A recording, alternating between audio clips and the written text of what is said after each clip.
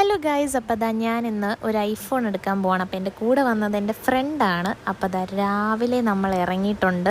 ഒരു 10 മണി അല്ല ഒരു 10:30 ആയപ്പോൾ എന്തോ ഇറങ്ങിയതാണ് വീട്ടിൽ നിന്ന്. അപ്പോൾ രാവിലെ നമ്മൾ പത്തനംതിട്ട മൈജിയിലോട്ടാണ് കേട്ടോ വന്നത്. അങ്ങനെ കുറേ നേരം അവിടെ കുറച്ച് കാര്യങ്ങളൊക്കെ ശരിയാക്കി കുറച്ച് നേരം പോസ്റ്റായി. കാരണം അമ്മ വരണം എന്ന് പറഞ്ഞു. അമ്മയുടെ എന്തോ ഒരു ഫോട്ടോ എടുക്കേണ്ട ആവശ്യമുണ്ടായിരുന്നു.